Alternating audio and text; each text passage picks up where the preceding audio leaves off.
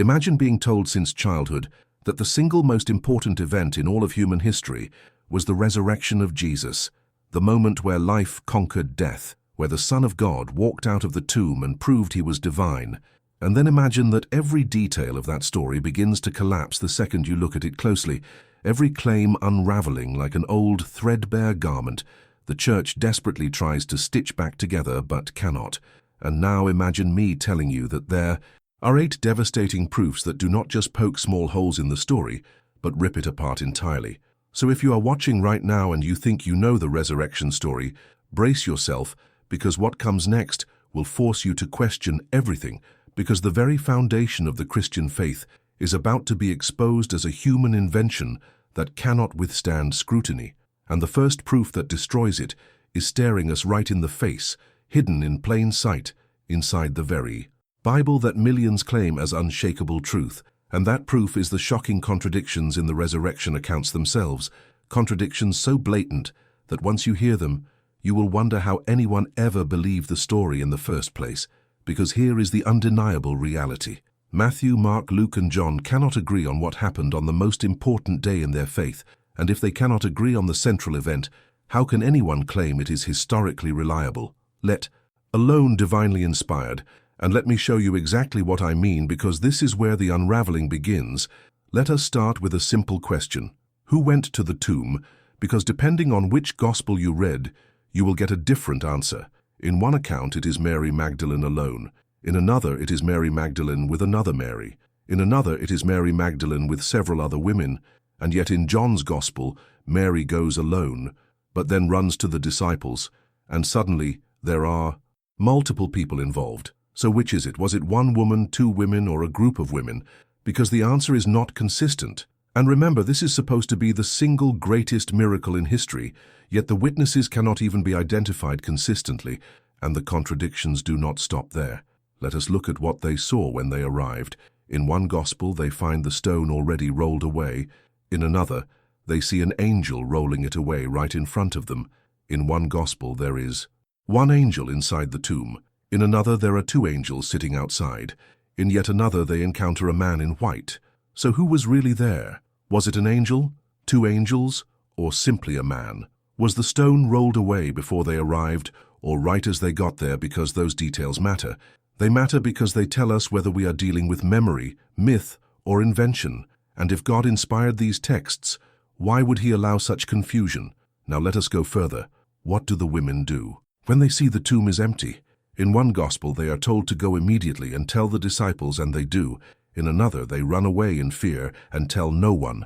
So which is it? Did they rush to spread the news, or did they run away terrified into silence? These are not small discrepancies. These are core contradictions that change the meaning of the story. And if the eyewitness accounts of a car accident contradicted each other this much in court, the case would be thrown out immediately. So, why should we treat these accounts any differently? And the inconsistencies continue with who saw Jesus after the supposed resurrection. In Matthew, Jesus appears to the women first. In John, it is Mary Magdalene alone. In Luke, it is 2 disciples on the road to Emmaus.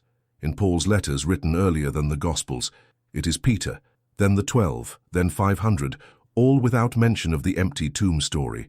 So who saw him first? And how can all of these different versions be true at once? They cannot. And that is the point. These contradictions are not accidental slips. They are evidence of a story that was shaped, reshaped, and retold to fit theological agendas, not historical truth. And here is the shocking reality. If this story were presented in any other context, if it were about a political assassination or the discovery of a lost treasure, no historian would treat such conflicting accounts as reliable evidence. But because it involves faith, people are told to suspend logic. But what happens when you refuse to suspend logic? When you refuse to let emotion override reason, you see the resurrection story for what it is. A patchwork of conflicting narratives desperately sewn together to look like one fabric of truth, but tearing apart under the weight of its own contradictions. And ask yourself right now, if the Gospels cannot agree on who was there, what was said, what was seen, and who witnessed it, how can the resurrection possibly be called historical fact? If the writers themselves could not align their testimonies, why should we accept it as divine revelation? The contradictions do not prove truth. They prove invention. They prove confusion, and they prove human hands, not divine inspiration, shaped this tale. And that is only the first proof, the first thread pulled from the tapestry, and already the image of certainty begins to unravel.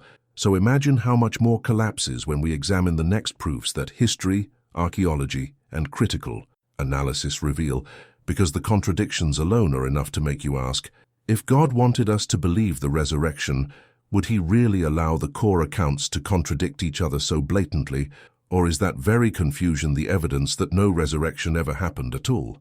Let that thought sink in, because once you see it, you cannot unsee it. The contradictions are not trivial. They are fatal to the claim of truth, and this is just the beginning. Now that we have ripped open the first proof and seen the contradictions spilling everywhere, let us move to the second proof, the empty tomb itself, the very centerpiece of Christian preaching for centuries, the dramatic claim that the tomb was found open and Jesus was gone.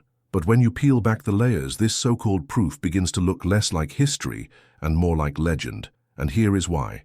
Because the empty tomb is never even mentioned in the earliest Christian writings. The letters of Paul, written decades before the Gospels, contain no story of women running to a grave, no stone rolling away, no angels declaring resurrection.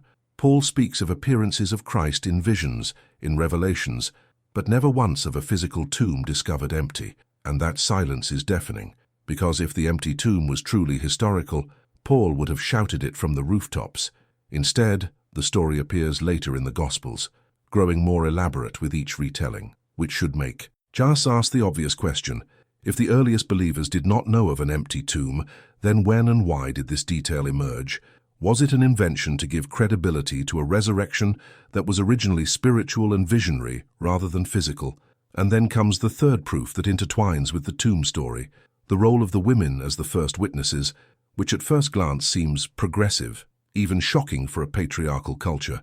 But when you look deeper, it smells like theological construction rather than history, because in the first century Jewish world, the testimony of women was considered unreliable in legal settings, so why would the supposed most important event in human history depend on witnesses whom the culture dismissed? Apologists argue that this shows authenticity, because no one inventing the story would have used women. But that argument collapses under scrutiny, because by the time the Gospels were written, decades after the event, Christian communities already elevated women in symbolic ways, presenting them as faithful where men failed. So the women at the tomb may have been a crafted narrative device to show the faithfulness of women over the cowardice of men, not an actual historical memory. And consider this, if the role of women was truly historical and consistent, why does Paul never mention it? Why do later gospel writers change the details about which women, how many, and what they saw? Because these shifts are evidence of story evolution, not preserved fact. And once again we must pause and reflect. If God wanted the world to believe in the resurrection, why would he anchor the evidence in testimony considered unreliable in that time? Why would he hide the miracle in a detail absent from the earliest Christian writings? Why would the very core evidence emerge decades later, growing with each telling, unless it was never history, but myth in the making? And let us examine further. The empty tomb narrative is filled with symbolic details: the stone rolled away, the angels dressed in white, the garden setting echoing Eden. These are literary motifs, not historical reportage. They serve theological messages, not journalistic facts. The more you study them, the clearer it becomes that the tomb story reads like a crafted drama, not an eyewitness account. And if the tomb story collapses, then the foundation of Christianity collapses with it, because without an empty tomb, the resurrection has no anchor in reality. It becomes nothing more than a spiritual vision, and visions are not proof of historical events. They are proof of human imagination and belief. So when you put together proof 2 and proof 3, the collapse becomes undeniable. The empty tomb story was absent when it mattered most. In the earliest preaching, and the women witnesses were likely a symbolic invention, inconsistent and contradictory across the Gospels.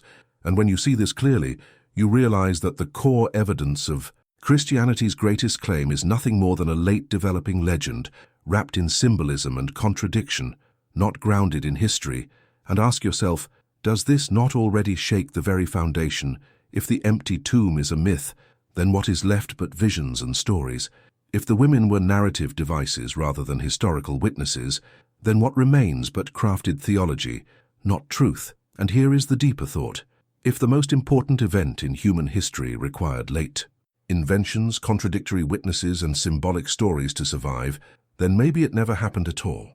Maybe the silence of Paul is the truest echo of what actually occurred, that there was no empty tomb to preach, only visions in the minds of believers desperate to find meaning in tragedy, and those visions grew into myths. Myths became stories, stories became gospels, and gospels became doctrine. But the foundation was never solid. It was always fragile, built on contradictions, absence, and invention. And now we have already pulled down 3 proofs, contradictions in the accounts, the silence about the empty tomb, and the invention of the women witnesses. And we are only beginning. The cracks are spreading faster than the church wants you to see, because the moment you realize the empty tomb never existed, the rest of the resurrection story is nothing but smoke. And the moment you realize the women were theological props, the story reads not like history, but like a morality play crafted to inspire but never to inform. And with each proof, the resurrection collapses not with rage but with reason, not with hatred but with history. And once you see it, you cannot go back.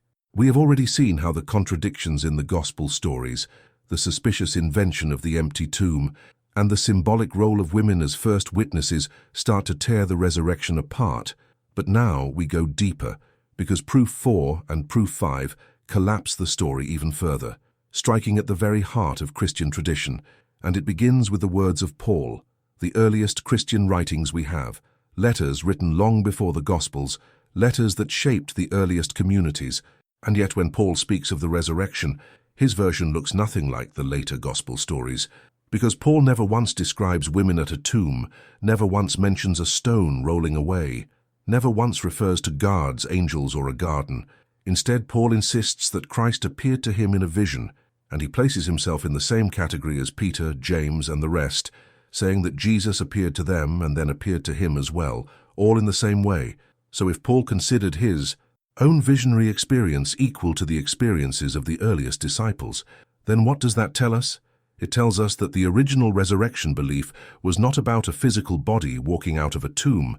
It was about visions and revelations, spiritual appearances in the mind or in mystical experience, and only later did the story morph into a physical, empty tomb narrative to give flesh and blood to what was originally visionary. And ask yourself, if the empty tomb was real history, why did Paul never mention it? Why did Paul never tell his audiences that the ultimate proof of the resurrection was a missing body? Because the silence is not accidental. It is evidence. Evidence that the empty tomb was not part of the original belief. And when the Gospels later inserted it, they were rewriting the past to make it more tangible, more persuasive, but at the cost of historical accuracy. And then comes proof 5, the missing record. Because if a man really rose from the dead, if hundreds saw him, if an earthquake split rocks and the dead walked into Jerusalem as one gospel claims, then where are the records? Where are the Roman reports? Where are the Jewish historical notes? Where are the mentions in contemporary chronicles? Because history is brutal and honest. If something shook an empire, it gets recorded. But outside of Christian writings, the silence is thunderous. Josephus, a Jewish historian writing at the end of the 1st century, barely mentions Jesus. And even that reference looks tampered with. Tacitus, a Roman historian, speaks of Christians and their belief, but not of an actual resurrection event. The records are empty, the silence is heavy. And think of it this way. If a man today performed the most shocking miracle ever claimed, and thousands saw it, would it only be whispered decades later in religious writings, or would it flood headlines, reports, government records, and eyewitness accounts? The absence of any external confirmation is not a small problem. It is a fatal blow to the claim because extraordinary claims require extraordinary evidence, and here the extraordinary claim has no evidence outside of the faith itself. So what does that mean? It means that the resurrection is not history, it is belief, it is story. And once again we pause and reflect, if the resurrection truly happened, why did Paul know nothing of an empty tomb? Why did early writers outside Christianity remain silent? Why do the details only appear decades later? The answer is clear: because there was nothing to record. The visions were real to those who had them. But visions are not history, they are psychology, they are faith. And over time the visions grew into narratives, But history never noticed because nothing historical ever occurred. So when you put proof 4 and proof 5 together, the collapse deepens. Paul's vision-based resurrection exposes the later Gospels as reimagined theology, and the silence of external history proves that no empire-shaking event ever took place, and the weight of this evidence should stir something in you, a realization that the most important claim of Christianity rests not on fact, but on silence, contradiction, and invention. And if that realization shakes you, good, because truth should shake, it should wake you up. And now we are only halfway through the 8 proofs, but already the resurrection is bleeding credibility.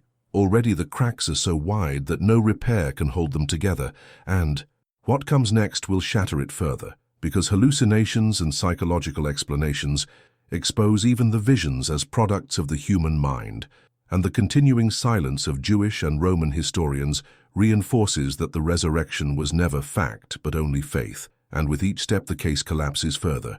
And you cannot unsee it once your eyes are opened, because faith built on silence and contradiction is not faith in truth, it is faith in story. We have already torn down contradictions, dismantled the empty tomb, exposed the silence of Paul, and revealed the lack of historical confirmation, but now the collapse deepens with proof 6 and proof 7, because what Christians call resurrection appearances can be far better explained as hallucinations, visions, and psychological phenomena, and the supposed silence of Jewish and Roman historians is not just silence, it is evidence of absence, the kind of absence that screams louder than words. So, let us start with the appearances, because the Gospels and Paul's letters insist that Jesus appeared to individuals and groups after his death. But what do we really have here? We have stories of visions, of sudden appearances and vanishings, of figures unrecognized at first and then recognized, of encounters that happen in dreams, in moments of emotional grief, in group settings where expectation is high, and anyone who studies human psychology knows that visions like this are not unique to Christianity. They occur across religions, across cultures, across time. People see their loved ones after death in dreams. People experience vivid apparitions when overwhelmed with grief. People in religious settings experience mass ecstasy and visions. So what makes the Christian claim different? Nothing. In fact, it follows the exact same pattern. A grieving community desperate for hope after the brutal death of its leader begins to see visions. One person shares the experience, others have similar experiences, and soon it becomes a collective narrative. And Paul himself, decades later, experiences a vision of Christ on the road to Damascus, a blinding light, a voice, a conversion moment, and he insists that his experience is the same as the earlier apostles. So by his own admission, the resurrection appearances are visionary, not physical. They belong in the realm of altered states of consciousness, not historical fact, and if you strip away the supernatural interpretation, what you are left with is the psychology of grief, the intensity of expectation, the common human experience of visions of the dead, and the eagerness of a religious movement to turn those visions into divine proof. So ask yourself, is it more likely that the laws of nature were broken, that a dead body got up and walked out of a tomb, or that ordinary human psychological phenomena took place and were elevated into miraculous status? History and reason demand the latter. And now proof 7, the silence of Jewish and Roman historians. And here the case becomes devastating, because let us think logically. If an executed criminal rose from the dead and appeared to hundreds, if graves opened and dead saints walked the streets of Jerusalem as Matthew claims, if an earthquake tore the land the moment of death, do you really believe no one outside the Christian community would have written about it? Not a single Roman report, not a single Jewish record, not a single contemporary historian mentioning the dead walking through the city. The silence is not small, it is enormous, because Jews were meticulous in recording events. Romans were obsessed with order and reporting disturbances, and yet nothing. No one noticed, no one wrote, no one recorded. And the only references we have from historians like Josephus and Tacitus are decades later, and even those are vague, secondary, and in Josephus's case, tampered with by later Christians, which means the resurrection left no footprint in the history of its time. It was invisible to everyone except the believers, and invisibility is not evidence of truth, it is evidence of absence. So when you combine these two proofs, hallucinations and silence, the collapse becomes irreversible, because the visions have natural explanations, and the world around them remained entirely unaware, and that is not what you would expect from the most important event in human history. That is what you would expect from a small sect, amplifying its experiences into myths. And let us pause and reflect. What would you expect to see if resurrection truly happened? You would expect widespread documentation, explosive impact across historical records, Jewish authorities scrambling to explain, Roman officials recording chaos, but what do we see? Nothing. Silence, blank pages. And if silence surrounds a supposed world-shattering miracle, then the only conclusion is that it never happened, because truth leaves evidence and myth leaves silence. And what we have in the resurrection is myth, plain and simple. Visions turned into stories, silence turned into invention, and believers turned into preachers of what they desperately wanted to be true. And once you see that the appearances are not unique and the silence is not accidental, the story falls apart completely. The cracks are now canyons, and only one final proof remains to drive the last nail into the coffin of the resurrection, and that is the recognition that Christianity borrowed resurrection myths from older traditions, crafting a tale that was never original but always derivative, a myth among myths. And once you understand that, the resurrection does not just collapse, it dissolves into the sea of human imagination, where so many other dying and rising gods once lived. We have arrived at the final proof, the one that does not just weaken the resurrection story, but obliterates its uniqueness. Because proof 8 exposes that the idea of a dying and rising God is not exclusive to Christianity. It is part of a much older pattern, a myth recycled and repackaged. And once you see this, you realize the resurrection is not history, but imitation. And here is why. Because long before the Gospels were written, ancient cultures already told stories of gods and heroes who conquered death. Osiris in Egypt, who was killed and restored in the underworld. Attis in Phrygia, who died and was resurrected by divine power. Dionysus in Greece, torn apart and reborn. Mithras in Persia, linked to renewal and eternal life. And all of these stories predate Christianity. All of them follow the same pattern of death, triumph, and new life. And when you set the resurrection alongside them, it becomes obvious that it is not an original miracle, but a continuation of a mythological motif, the archetype of renewal dressed up in new clothes. And consider this, early Christians lived in a world saturated with such stories, and when they sought to explain the death of their leader, the easiest and most compelling framework was the myth of resurrection. Not because it happened, but because it was already the language of hope and power people understood. So the resurrection of Jesus was crafted not as unique history, but as mythic theology, borrowing elements from the cultures surrounding it. And once you realize this, the entire claim of originality collapses, because truth does not need to borrow, only stories do. And this realization is devastating for faith, because if the resurrection was not unique, if it was not history, then what is left? Just another myth among myths, just another story in humanity's long attempt to find meaning in mortality. And pause here to reflect. If God truly wanted to show the world a miracle that had never happened before, why would He allow the story to look identical to pagan myths that came centuries earlier? Why would He make the central proof of divinity indistinguishable from the legends of other cultures? Unless the truth is that the resurrection was not divine at all. It was human imagination dressed in religious garb. And once you admit that, the collapse is final, because all 8 proofs converge into one undeniable conclusion: the contradictions of the Gospels, the invented empty tomb, the symbolic women. Witnesses, the silence of Paul, the lack of historical confirmation, the psychological explanations for visions, the thunderous silence of Jewish and Roman historians, and the recycled mythological framework. Together they show that the resurrection is not fact. It is fiction, not history, but theology. Not truth, but story. And let us be clear, this is not about attacking hope. This is about facing reality. Because truth does not fear investigation, only lies do. And when you hold the resurrection up to the light of history, it disintegrates. And that realization should make you ask yourself, if the core of Christianity is built on a myth, then what does that mean for the faith built upon it? What does it mean for the billions who believed they were standing on rock when in fact they were standing on sand? And here is the deeper thought. The resurrection is not a miracle that happened in history. It is a story that happened in human imagination. And once you see that, you can never go back. The collapse is total. The myth exposed, the truth undeniable. And if this truth already shook you, imagine what comes next, as we continue to expose more hidden lies in future videos. So subscribe now so you do not miss the rest of this journey, because each revelation is bigger than the last, and together they will change forever. How you see the stories you were told were sacred.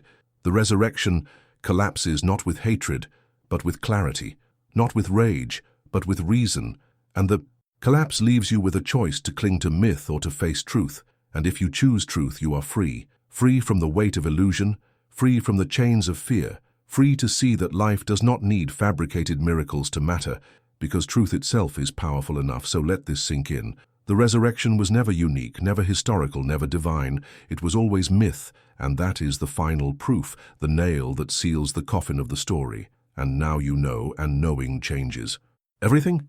So subscribe to the channel, because the next revelations will shake even deeper foundations, and you will not want to miss them.